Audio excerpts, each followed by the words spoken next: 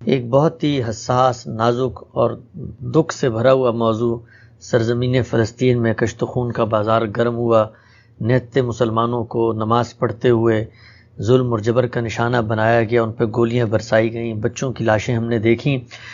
پوچھنا میں آپ سے چاہتا ہوں کہ اس موقع پہ دو رویے نظر آتے ہیں. ایک طرف گفتگو ہوتی ہے صرف اس مظلومیت کی داستان کی، اور دوسری ایکسٹریم پہ گفتگو ہوتی ہے فلسطینی قوم کی ماضی کی غلطیاں، ان کے لاہے عمل کی. اس موقع پہ ایک دین کے عارف، ایک استاد، ایک مفکر کے ہمیں کیسے توازن بھی برقرار رکھنا چاہیے ہے، اور مسلمانوں کی جو امت کی ایک جمعیت ہے ان کے اندر جو ایک درد ہے اپنے ہی بھائیوں کے خون بہنے کا، اس کا بھی ایک احساس دل میں اجاگر رہے. دونوں چیزوں کو آپ کیسے دیکھتے ہیں؟ وہ ہمارے مسلمان بھائی ہیں، اس سے آگے بڑھیے. عام انسان بھی ہوں تو اگر آپ بچوں پر گولیاں برسائیں گے، اگر آپ گھروں کو بمباری کا نشانہ بنائیں گے، اگر آپ عام لوگوں کو ماریں گے، تو اس پر ہر شخص کو رنجیدہ خاطر ہونا چاہیے. یعنی یہ وہ چیز نہیں ہے کہ جس کے لیے کوئی عذرات تراشے جا سکتے ہیں. جب بھی نہتے لوگوں کو، عام لوگوں کو، جن کو نان کمبیٹنٹس کہا جاتا ہے، ان کو نشانہ بنایا جائے گا، کسی بھی عذر کے تحت بنایا جائے، اس کی مذمت ہی ہونی چاہیے، اور ساری دنیا کو کرنی چاہیے، ہر حساس انسان کو کرنی چاہیے. انسان کی فطرت اس بات کو کسی حال میں بھی قبول نہیں کرتی کہ آپ بچوں کو اور بڑوں کو اور بوڑھوں کو اور عورتوں کو اور گھروں کو نشانہ بنائیں. اگر کوئی جنگ ہونی ہے، کوئی لڑائی ہونی ہے، تو وہ کمبیٹنٹس کے درمیان، مقاتلین کے درمیان ہوتی ہے. جب بھی کسی شہر پر آپ بمباری کریں گے، کسی علاقے پر کریں گے، یا عام لوگوں کو نشانہ بنائیں گے، یا کسی موقع پر کوئی لوگ احتجاج کر رہے ہیں، مظاہرہ کر رہے ہیں، وہاں بچے مریں گے، عورتیں مریں گی، تو یہ چیز کسی صورت میں بھی قابل قبول نہیں ہے، قابل قبول نہیں ہونی چاہیے. اس سے متعلق تو کوئی عذر نہیں سنا جائے گا. ہر حال میں دنیا کو، عالمی ضمیر کو، مجھے، آپ کو اس کی مذمت ہی کرنی چاہیے. یہ کسی صورت میں بھی قابل قبول نہیں ہے. مسئلہ بہرحال موجود ہے، تو مسئلے کا تجزیہ تو ہوگا، اس کے بارے میں بار بار توجہ دلائی جائے گی. تو میں تو بارہا اس پر بڑی تفصیلی گفتگو کر چکا ہوں، اور پھر اب اس کو دہرائے دیتا ہوں. ظاہر ہے کہ مختصر طریقے سے بات کی جا سکتی ہے، اور وہ یہ ہے کہ اس مسئلے کا اس کے سوا کوئی حل نہیں ہے کہ فلسطینی اس بات کو تسلیم کر لیں کہ اقوام متحدہ نے 1948 میں جو فیصلہ کیا تھا وہ بین الاقوامی برادری کا فیصلہ تھا، اور دنیا میں آپ کو اگر جینا ہے تو اس طرح کے فیصلے غلط بھی ہوں تو نافذ العمل ہوتے ہیں، انہیں تسلیم کرنا چاہیے. اسی اصول پر یہ آپ کو معلوم ہے کہ جب بنگلہ دیش وجود میں آ گیا تو ہم نے اس فیصلے کو تسلیم کیا.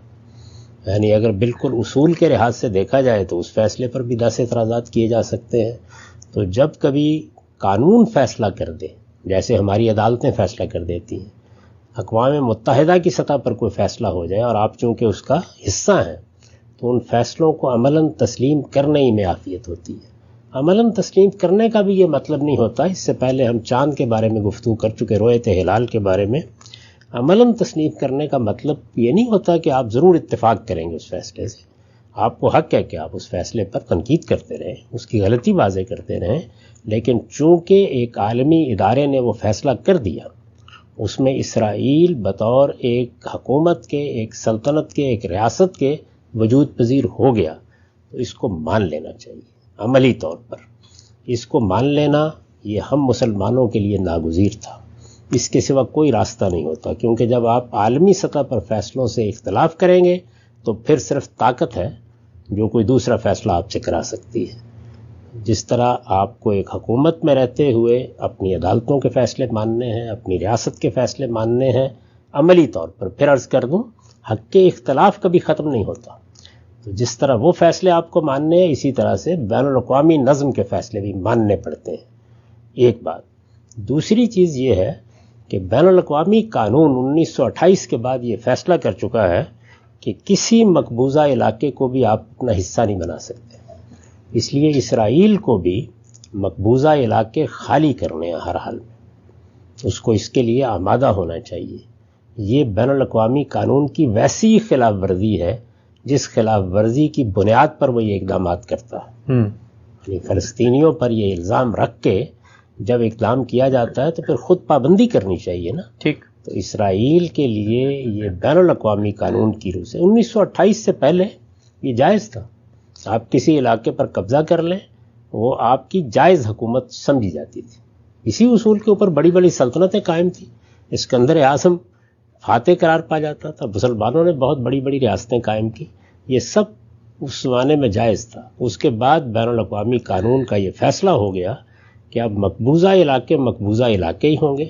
ان میں کوئی دور رس تبدیلیاں نہیں کی جا سکتی. ان کو جلد یا بدیر خالی کرنا ہے اور ان کو خالی کرنے سے انکار نہیں کیا جا سکتا. تو یہ دونوں چیزیں ضروری ہیں. یعنی ہمارے لیے ضروری ہے کہ ہم اقوام متحدہ کا 1948 کا فیصلہ آپ مان لیں.